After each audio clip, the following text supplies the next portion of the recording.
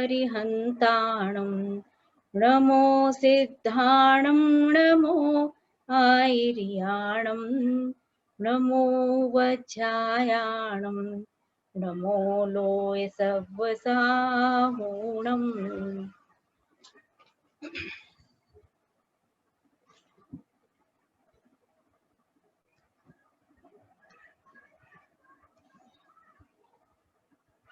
आज की इस श्रृंखला में उपस्थित सभी महानुभावों का स्वागत है। जिनवाणी की देशना को सुनने के लिए स्वाध्याय प्रेमियों के कर्ण लालायित रहते हैं, ऐसा जिनवाणी जी में उपदेश आया है।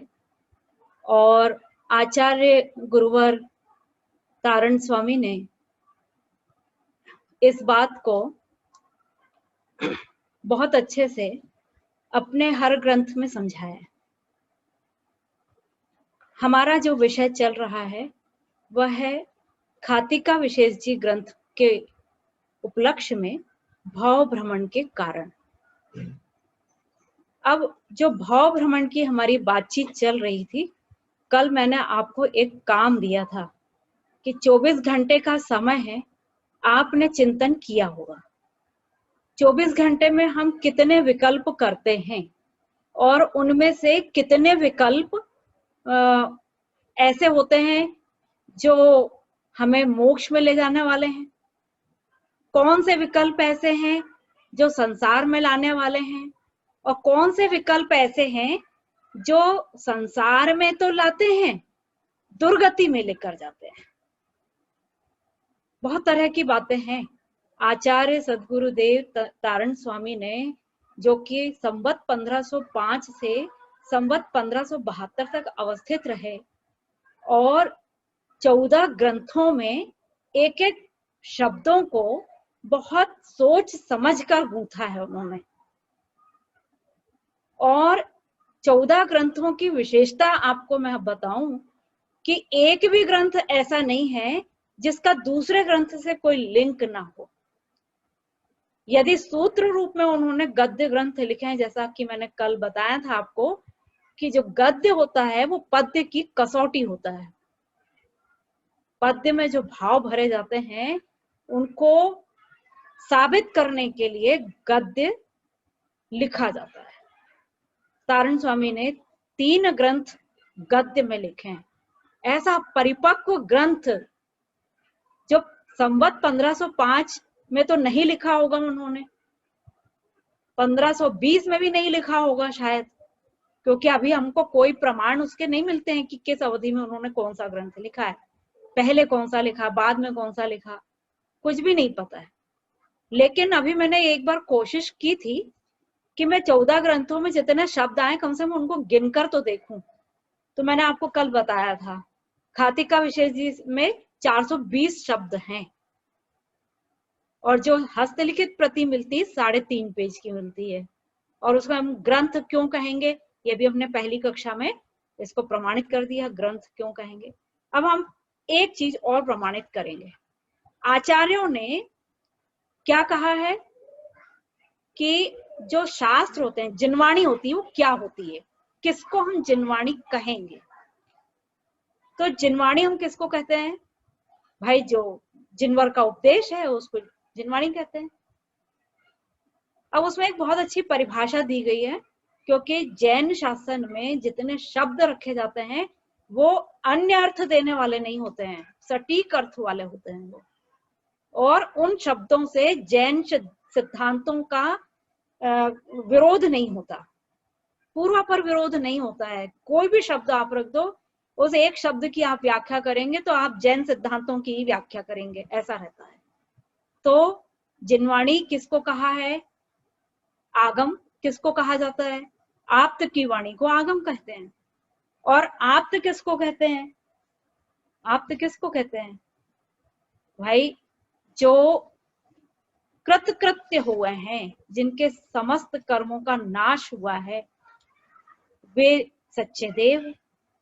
और संसार अवस्था में जो किंचित कर्म सहित कौन है, अरहंत परमेष्ठी, उन्हीं की दिव्यवाणी खिलती है, वे आप्त हैं।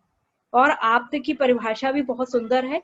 हम लोग मंदिर विधि में एक दोहा पढ़ते हैं, भवनालय 40 व्यंतर देवाण होति 32 कंपा मर 24 चंदो सूरो नरो तिरियो। मतलब जो 100 इंद्रों से के करों से वंदनीक हैं, 100 इंद्र जिनको वंदना करते हैं, वो इंद्र मतलब कौन होते हैं? मतलब सारे देवताओं का राजा जो होता है वो इंद्र हो गया, सारे मनुष्यों का जो राजा है वो इंद्र हो गया, और तिर्यंचों का राजा हो गया, है ना। ऐसे सारे जो राजा लोग हैं, अब राजा का नमस्कार क्या होता है, क्या कहलाता है राजा का नमस्कार? भाई राजा जिसको नमस्कार करेगा, प्रजा उसी को नमस्कार करेगी। तो राजा का नमस्कार मतलब पूरी प्रजा का नमस्कार, ऐसा होता है। तो इसका मतलब क्या हो गया? अब इसमें इस दोहे में सब ले लिया उन्होंने, देव, मनुष्य, तिर्यंच और नरक, सब ले लिया उन्होंने। और चारों के जो इंद्र हैं वो जिनको नमस्कार करते हैं वो ऐसे अरहंत परमेष्ठी आप्त हैं, और आप्त की वाणी आगम। इसलिए किसी भी तथ्य की परीक्षा करना हो, क्योंकि जैन शासन में तो पद्धति है परीक्षा प्रणाली, परीक्षा प्रधान धर्म है जैन धर्म, ऐसे वैसे नहीं मानते हैं। आपने नीली सती की कहानी सुनी होगी ना, उनके गांव में किसी ने कह दिया उनकी परीक्षा लेने के लिए कि जाओ तुम्हारे समोशरण लगा है, तुम्हारे महावीर स्वामी का आया है, जाओ। अब नीली सती तो मालूम था उनको कि महावीर स्वामी तो कब के जा चुके, वो तो सिद्ध हो चुके हैं, फिर दोबारा उनका समोशरण तो लगेगा ही नहीं, और पंचम काल में तो समोशरण लगता नहीं। ऐसी दृढ़ श्रद्धानी हिली नहीं वो। कितना कहा लोगों ने, अच्छे से कहा, बुरे से कहा, डांट के कहा, फुसलाकर कहा, नहीं मानी वो।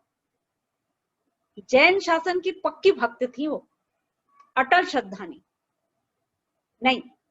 आगम सम्मत जैन शासन में जिनवाणी कसौटी है भाई, और परीक्षा प्रधानी है। परीक्षा करके देखो भाई, तौल के देखो। एक सुनार के यहाँ जाओ वहां, और आप उसके बहुत परिचित हो, मतलब ये समझ जाओ आप उसके कजिन हो, रिश्तेदार, और आपके बारे में वो सब कुछ जानता है, सब कुछ जानता है वो, और उसके बाद भी आप सोना लेकर उसके यहाँ बेचने के लिए जा रहे हो कि भाई ये अब ऐसी स्थिति आ गई है, या नई भी आई है तो सोना मुझे बेचना है। पुराने पुराने हार कंगन सब लेकर गया वो। अब बताओ सुनार क्या करता है? क्या करेगा सुनार? एक काला पत्थर निकालता है और उसपे हर चीज, मतलब सोने में उस हार में यदि 10 मोती लगे हैं तो ऐसा नहीं करता कि वो एक मोती घिसे। क्या करता है वो 10 मोतियों को कसौटी के ऊपर घिसता है, फिर उसके ऊपर रसायन डालता है, और रसायन डाल के उनकी जो भी टेक्निक होती है उससे वो समझ जाता है कि इसमें सोना कितना है और पीतल कितना है, और फिर उसके हिसाब से वो उसका प्राइस हमको देता है। ये टेक्निक होती है सुनार की। अब बताओ सुनार, अब आप बोलो उसको कि भाई तुम तो मेरा भाई हो, तुम मेरे पर विश्वास नहीं कर सकते क्या? मैं बोल रहा हूं जबकि ये सोना है। फिर भी सुनार क्या करता है? वो नहीं मानता, वो तो पहले परीक्षा करता है। तो जैन शासन की दृष्टि जो है सुनार की दृष्टि है। आपने देखा होगा जैनागम में कई जगह यही दृष्टांत आता है, स्वर्णकार की दृष्टि होना चाहिए जैन की, तो वो जैन है। तो आप्त की कही हुई वाणी आगम, और जो चीज आगम सम्मत है तथ्य, वही जैन को स्वीकार, वही हमको करना है बस। इसके अलावा हमारे पास दूसरा उसका कोई इलाज नहीं है। तो ऐसी जैनागम, ऐसी वाणी जिसको हमारे अनेक आचार्यों ने तौल तौल के शब्द जिसमें रखे हैं, ऐसी जिनवाणी के हार्द समझना चाहिए, हृदय खाती का विशेष जी ग्रंथ। और इसके शुरू का हम पैराग्राफ यहाँ पर पढ़ रहे थे, और शुरू का जो पैराग्राफ आया था वो था संसार उत्पन्न भ्रमणम स्वभाव। आपके पास जो प्रतियां हैं उनमें कुछ एकाध पंक्ति का अंतर हो भी सकता है, मुझे नहीं पता। मैं अपनी स्क्रीन से आपको दिखा देती हूँ।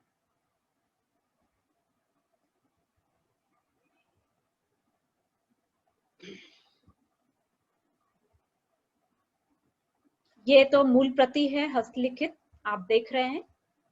और जिनवाणी के समक्ष हमें कैसे बैठना चाहिए, अब देखिए ये बहुत मुश्किल से देखने को मिली है मुझे ये 50 साल बाद देखने को मिली है।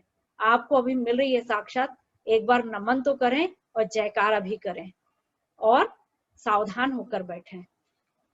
तो देखिए, संसार उत्पन्न भ्रमणम स्वभाव, संसार सरणी स्वभाव, सिघम भुव स्वभाव, संसार सरणी स्वभाव, उत्पन्न हितकार सहकार, तीर्थंकर उत्पन्न अनंत परिणाम। अनंत परिणाम नहीं लिखा, अनंत परिणामु, दिष्ट अर्क स्वभाव तदी स्वभाव। ये पहला प्रकरण हम इसका लेते हैं। और इस पहले प्रकरण में मैंने पहले भी बताया कि पहला वाक्य है संसार उत्पन्न भ्रमणम स्वभाव, और दूसरा वाक्य लिया है संसार सरणी स्वभाव, और तीसरा वाक्य लिया है सिघम भू स्वभाव। यहाँ भू दिख रहा होगा आपको, यहाँ ऊपर संसार उत्पन्न भ्रमण स्वभाव ये लिखा हुआ है, बहुत क्लियर दिख रहा है। तो ये हमारा पहला पैराग्राफ है। अब इसमें जो शब्द आए हैं उनके बारे में थोड़ी बातचीत कर लें। शब्द जो आए हुए हैं उनमें इसकी प्रिंटेड प्रति भी आपको मिल जाएगी बहुत शीघ्र। संसार, संसार यानी भाव जगत, सभी लोग जानते हैं संसार यानी क्या होता है। जन्म मरण लेने की प्रक्रिया जो होती है उसको भी संसार बोल देते हैं। भावों का संसार होता है, कर्मों का संसार होता है, द्रव्य का संसार होता है, गतियां संसार होती हैं। ऐसे अनेक तरह से इसकी परिभाषाएं कही जा सकती है। संसरति इति संसारः, जहां संसरण किया जाए उसको संसार, ये स्थानवाची परिभाषा है। मतलब जहां, अब ये पूरी पृथ्वी मध्यलोक में अपन या 3 लोक में विचरण कर रहे हैं, तो जहां ये पूरा संसार कहलाएगा, है ना। फिर दूसरा शब्द आता है उत्पन्न। उत्पन्न यानी प्रकट हुआ, उत्पन्न यानी किसी के द्वारा बनाया हुआ नहीं, सहज उत्पन्न। और भ्रमणम यानी घूमने वाला, भ्रमण करके, यहाँ अम की बिंदी लगाने से व्याकरण के अनुसार भ्रमण करके। अब स्वभाव, स्वभाव का मूल शब्द है स्वभाव, अपना भाव, सहज भाव। और एक अर्थ से यदि हम उपसर्ग लगाकर इसका अर्थ करें तो सु उपसर्ग का अर्थ होता है अच्छा भाव। तो जो भाव उनको अच्छे लगे, प्रिय लगे। भाई देखो, किसी को हमेशा गाते रहना बहुत अच्छा लगता है, और किसी को बोलते रहना बहुत अच्छा लगता है, किसी को चुप रहना बहुत अच्छा लगता है, किसी को खाते रहना बहुत अच्छा लगता है। तो सबकी अपनी अपनी विशेषता है जीवों की। फिर सरणी, सरणी शब्द आया है। सरणी यानी पार उतरना। जो नाव होती है उसको तरनी बोलते हैं। तो तरनी क्योंकि वो तैरते हुए जाती है इसलिए उसको तरनी। अब यहाँ संसार शब्द से जुड़ा है तो सरनी शब्द आया हुआ है, यानी संसार से पार होना या कार्य सर जाना, यानी कार्य पूरा हो जाना। और इसका यदि हम दूसरा मूल शब्द लेते हैं सरणी, तो सरणी का अर्थ होता है शरण लेना, किसी के शरण में आना या स्वयं की शरण में आना। और सिघम, ये भी यदि हम शुद्ध रूप लेते हैं इसको, सिद्ध स्वभाव में भी सिघम शब्द लिखा हुआ है और बड़ा रोचक शब्द है ये। अभी इसकी व्याख्या आएगी इसी ग्रंथ में आगे। तो इसका मूल शब्द है सिद्ध। सिद्ध यानी साधक, सिद्ध यानी साधक। अब जो सिद्ध हुए हैं वो बिना साधना के तो हुए नहीं है, क्रम तो उनका साधना ही है। तो जो साधना जिनकी पूर्ण होगी उनको सिद्ध बोलते हैं, है ना। जिनकी साधना, साध्य जिनको प्राप्त हो गया वो सिद्ध। और घुवम, घुवम शब्द आया है, इसका मूल शब्द है ध्रुवम, यानी जो शाश्वत है। हितकार शब्द आया, हित करने वाला। जिनवर की वाणी कैसी है, परम हितकारी है। हितकारी मतलब हमारा हित चाहती ना, हमारे मोक्ष में सहयोगी है, इसलिए वो हितकारी है। और सहकार, सहकार का बड़ा विशेष अर्थ मुझे शब्दकोश में देखने को मिला है। अभी गर्मी का सीजन है, लॉकडाउन का समय है, फल वाले निकलते हैं और उसके पास जो फल बहुत ज्यादा सुंदर तरीके से हमको आकृष्ट करता कौन सा होता है, वो आम। आम के रस को सहकार बोलते हैं। आम का रस, सहकार शब्द, इसका मतलब ये है कि जैसे आम का रस अंदर ही अंदर हम महसूस करते हैं, कैसा लगा, मीठा लगा, एक ही शब्द होता है। अब ऐसा नहीं बोलते थे मीठा है थोड़ा फीका है, ऐसा नहीं, या तो मीठा या तो खट्टा, दो ही स्वाद होते हैं उसके। तो सहकार शब्द आया है वहां, लेकिन हम लेते हैं रस या साथ। अब तीर्थंकर, इस पंक्ति में एक बात मुझे बतानी है कि मैंने अनेक हस्तलिखित प्रतियां इस ग्रंथ के लिए देखी हैं, और इन हस्तलिखित प्रतियों में जो मुझे थोड़ा सा अंतर दिखाई देता है, 1732, 1700 ये तो 1786 की है, एक स्वर्ण लिखित प्रति बहुत अद्भुत, बहुत सुंदर स्वर्ण लिखित प्रति हाथ में आई, देखा उसे, तो वो उस प्रति में और इस प्रति में थोड़ा अंतर है। यहाँ जो शब्द है तीर्थंकर उत्पन्न, यहाँ पर है अर्थ अर्क उत्पन्न, ऐसा कुछ शब्द आया हुआ है। उसका सही मैं आपको बताऊं, वह है अर्थ उत्पन्न असंख्यात परिणाम, लेकिन उससे भाव अर्थ में कोई अंतर नहीं आ रहा।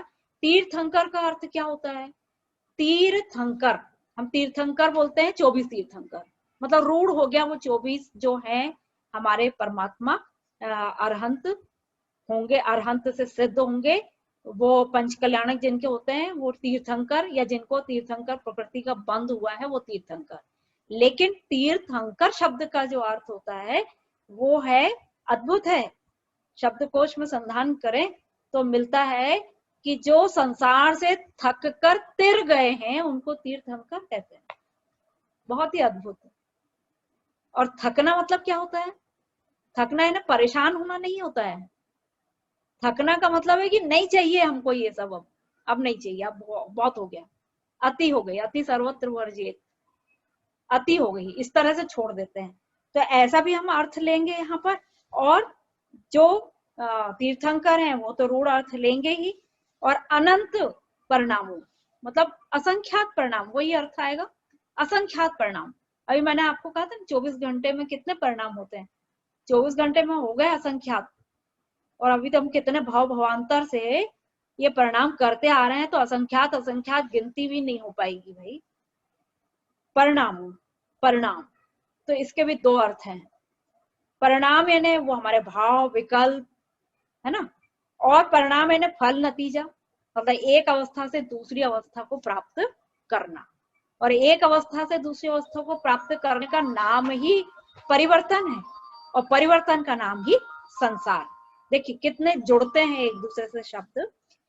फिर दिष्ट, दिष्ट यानी उपदिष्ट, उपदेश में जो देश शब्द आता है वो दिष्ट शब्द से बना हुआ है, मतलब जो बताया गया है, जो निर्देशित किया गया है, ठीक है।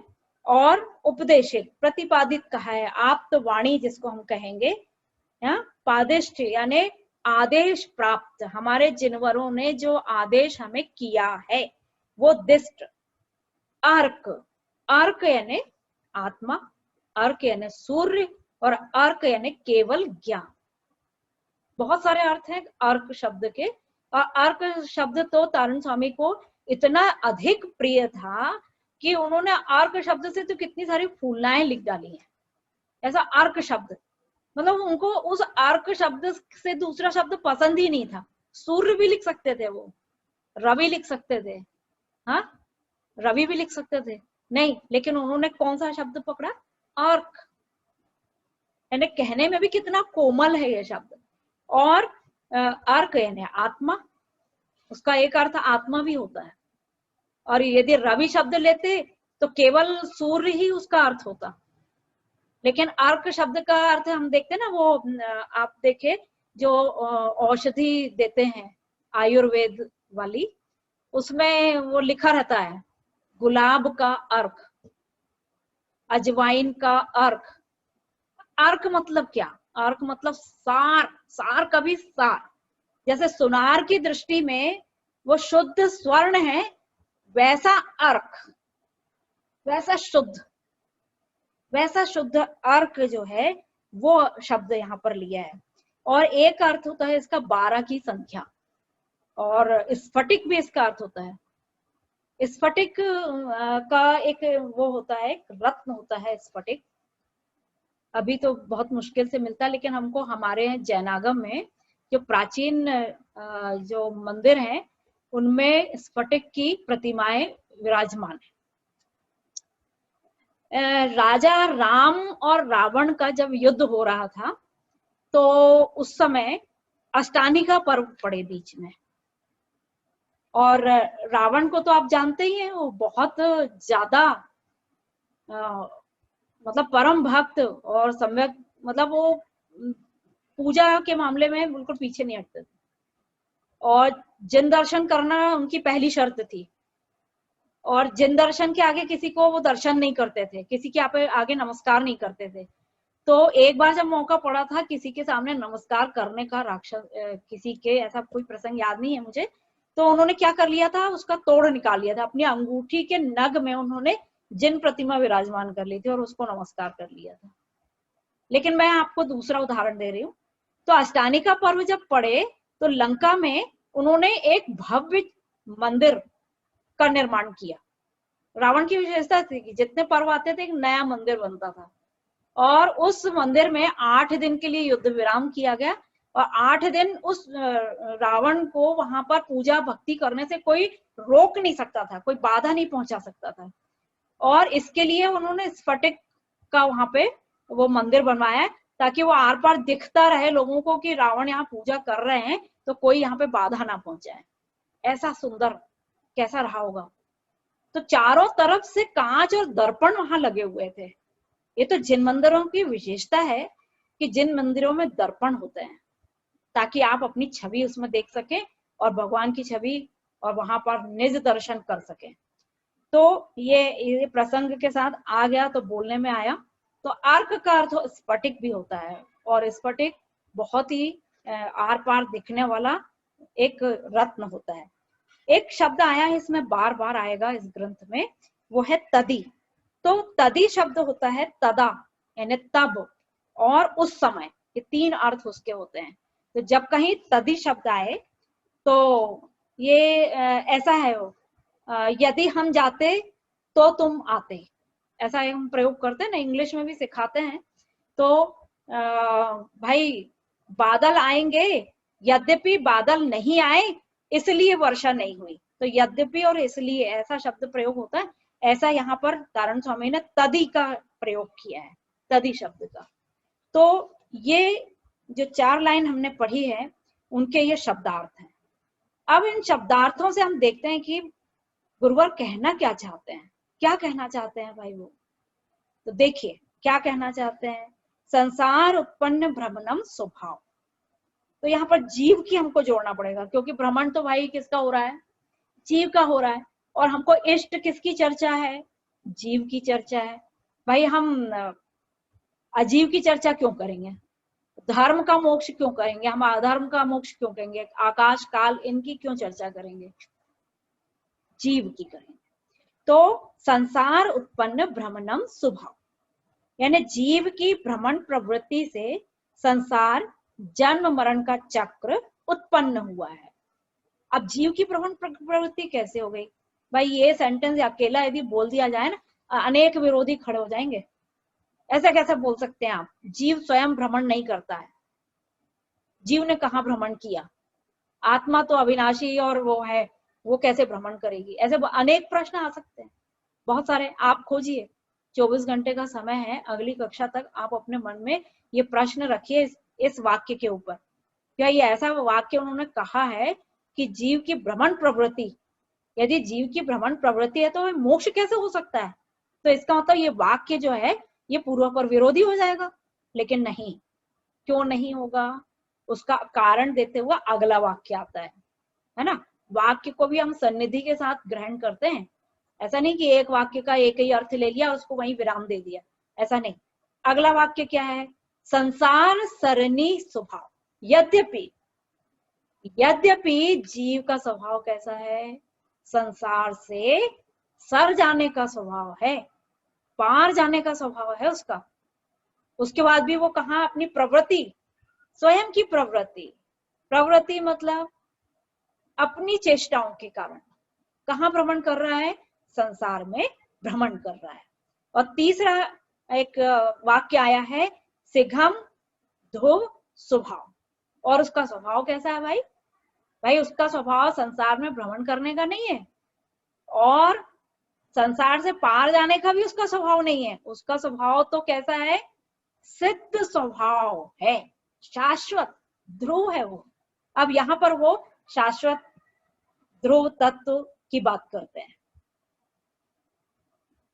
द्रव्य की भी बात कर ली, तत्व की भी बात कर ली, और पदार्थ की भी यहाँ पर बात कर ली। बहुत सूक्ष्म भी है ये, लेकिन हमको लगता बहुत सरल, और बहुत सरल भी है, क्योंकि ये हमारी चर्चा है ना, और हमारी चर्चा है तो सरल है ही, और हमारे लिए हितोपदेशी भी है। क्यों है? क्योंकि वो हमारा हित चाहती है। और हमको मीठी क्यों लग रही है? क्यों लग रही है मीठी? क्योंकि हमारे बारे में कही जा रही है ना बात। भाई क्लास में, कक्षा में यदि किसी बच्चे के बारे में कोई बात कही जाए, तो उसको वो मैडम कैसी लगने लगती है? उस बच्चे को अच्छी लगने लगती है, ये मेरी अच्छी मैडम है, ऐसा लगता है। तो जिनवाणी ने किसकी बात कही है? मेरी बात कही है, इसलिए मुझे कैसी लगती है वो मुझे मीठी लगती है, हितकारी लगती है, हितैषी लग रही है मेरी। तो ऐसी जिनवाणी से भरा हुआ, जिनवाणी जिनवर के उपदेशों से भरा हुआ ये घातिका विशेष जी ग्रंथ है। आज की सभा में इतना ही लेंगे।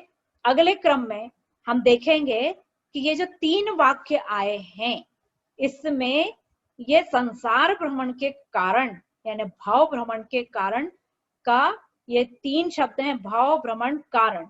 इन 3 शब्दों का अर्थ हम लेंगे, तभी हमको ये आगे की पूरी जो इसकी ग्रंथ रचना है वो समझ में